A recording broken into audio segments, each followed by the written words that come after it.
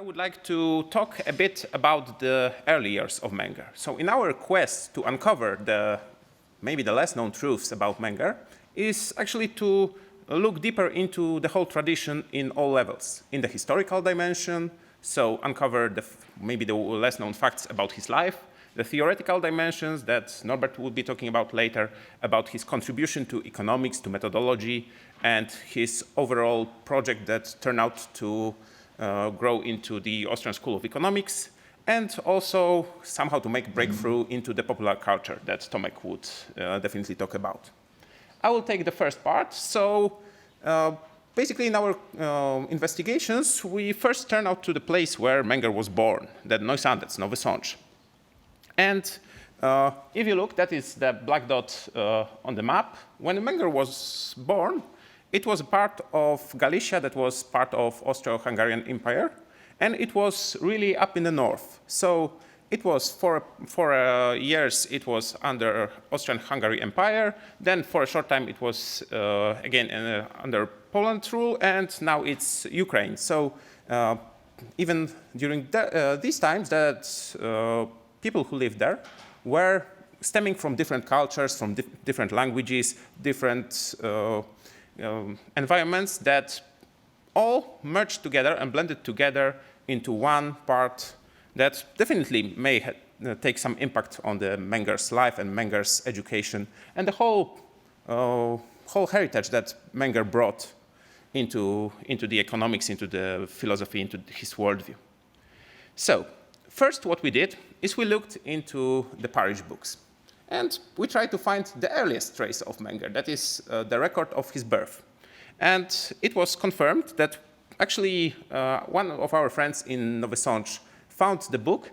And here you can see the entry in the parish book that mentions for the first time that Karl Eberhard Anton Menger von Wolfesgrün was born in 1814 in Nowy Sącz. And that his father was named Anton, and his mother was named Caroline, and also the names of his grandparents, and all the family with their full names. So we asked where the names come from, and the name Karl comes from the cousin of his father, who was the famous soldier and who served in Vienna's battalion under Napoleon. And it turned out that Menger's father also served under Napoleon during his 100 days. So this was definitely the heritage that, although he was an Austrian noble of the lower parts of nobility, that definitely shaped his worldview, and he became a liberal, we supposed, at very early age. He was also he had also a status of untitled nobility, which unfortunately still we don't know when it came about and how. However, we know that Karl, together with his brothers, decided to abstain from using this title in the later years of their life. So they decided to just write their full names as Menger. And as for all the people probably, or for most of them, it is very important in which family they grow. That's actually Anton Menger, Karl Menger's father, was also a Galician, and he was born in Lviv, and he was a part of an emigration who came to the Galicia after it was included as a part of an Austrian-Hungarian Empire.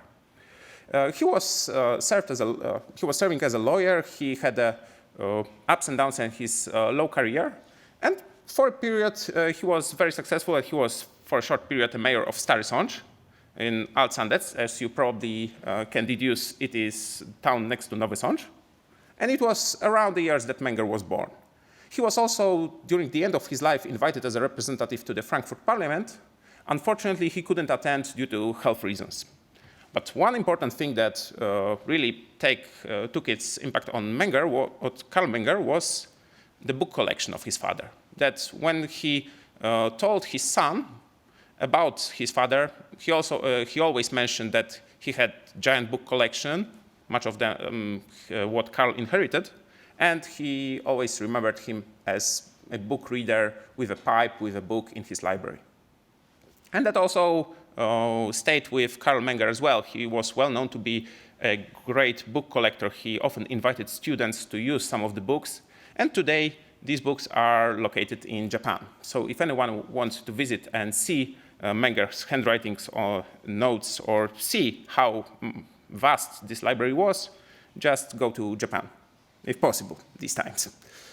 And as you see,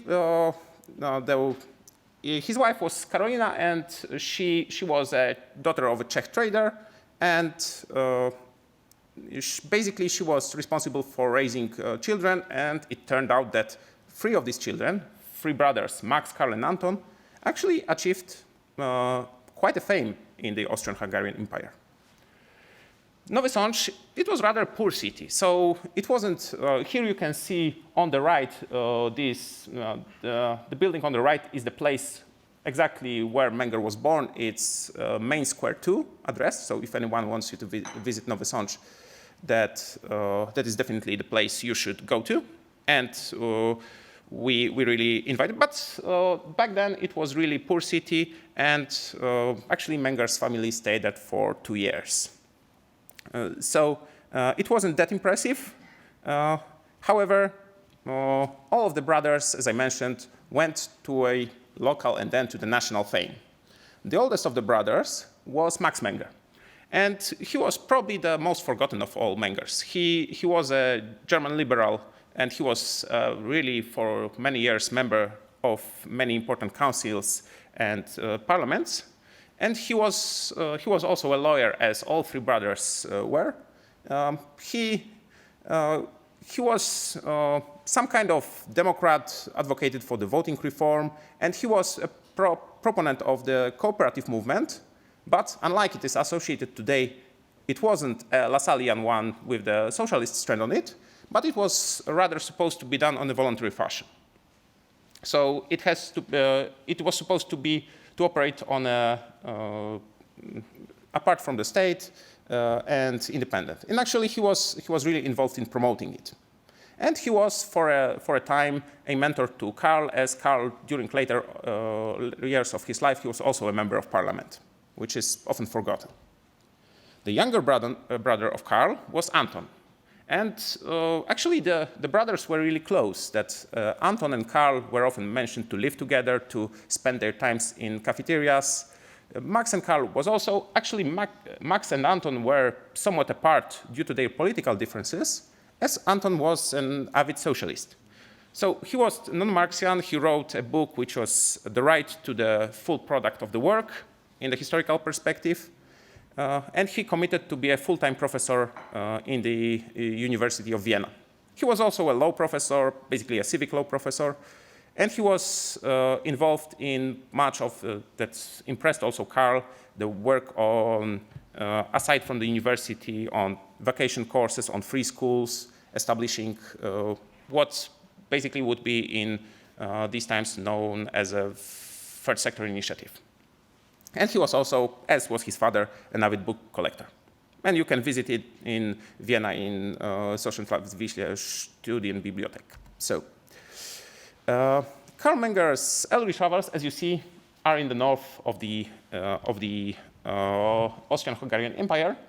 And basically, he went from the Neusandez, the place of his birth, to all back to Prague, where he studied, to Lviv, where he first started his journalist career. And he actually got his doctorate after some years of studying in Prague, in Krakow. Fortunately, I can say that it's at my university, at the Jagiellonian University in Krakow. So it is very honored to be at the same university that Carl Menger obtained his doctorate. And he really spent a long time before he came to Vienna. Actually, when he was in Vienna for some short time. It was customary to study at many universities, and he studied there for 1 year, but then he returned to the Prague for the full course, and he almost completed it. Unfortunately, he got into an argument with a deacon of the law faculty, which, as we suppose, prohibited him from getting the degree. it's not wise sometimes to get into the argument. Fortunately, he passed his doctoral exams, and then he committed somewhere in the late 60s of the 19th century to work full-time on economics. And it is remember that the Polish economist Julian Dunajewski, who is also a proto-marginalist, proto-Mengerian in some sense, he was in the late classical in other sense, and who was also a minister of finance in Austria. That he was one of his examiners. And only after the publication of the Principles of Economics, he started to get faculty jobs. But, as probably some of you know, Carl Menger was a journalist for a short time. And it is debated how it impacted him. If he worked in Lviv, where he started his career, also the city now in Ukraine, then he moved to Vienna in '64, and then he started his career as a full-blown journalist who was an editor of some newspapers, who was also writing, as you see, Wiener Tagblatt. This was his brainchild, that he tried to put a newspaper for the masses for a very low price. And he also tried to balance between the conservatives and liberals in terms of getting a wider audience to his newspaper. Then, after '66, he committed full-time to work on economics, and he published, he resigned as the editor of Wiener Zeitung, but he wrote some papers to make his living, but he was, from then on, only he was concentrated in economics. Up to then, he was a law student, he was a journalist, and only '66, when he was 26 years old, he made this breakthrough decision. We can say about his influences that actually, unfortunately, none of these are Polish, but he was really well read in all the classical works. He read many works of philosophers. And from '66 on, this is for 5 years, he made a really hard study to read the contemporary economic books from the German authors. From William Roscher, Karl Rau, there were the basic textbooks of his times, and they were also not only the textbooks, but also the works which somehow try to improve and build upon the earlier classical authors. Interestingly, it was often mentioned that he was a professor at the University of Vienna at the same time that Franz Brentano, that famous neo-Aristotelian, was. And in the literature, we can all find a claim that he was influenced by him. Unfortunately, as hard as we tried, we can find any trace of any relation between them. And as for the volume that Norbert will be mentioning, actually there are more evidence to the contrary, that there is more evidence to the contrary, that Carl Menger wasn't an Aristotelian in a pure sense. And he was well read, he received all the tradition, but he was not a member of any school of thought. Actually, he created one. And the year 1871 was the breakthrough year. In the beginning, he had 31 years of age. He was an established Viennese journalist and editor. He worked with many important people. He had connections with both moderate conservatives due to his journalist work. He had connections to liberals also through his work and through his brother Max Menger. And he was applying for the habilitation at the University of Vienna. And he was waiting for publication of his book. And from then on, he made this breakthrough. And now, mainly to, actually I want to believe that mainly to this decision to commit to the economy for full time, everything else is history. His records with Menger, with Crown Prince Rudolf, with the whole establishing of the Austrian School of Economics, this was really the creation of one man, Carl Menger. And we are very grateful and we would like to thank him for that. Thank you.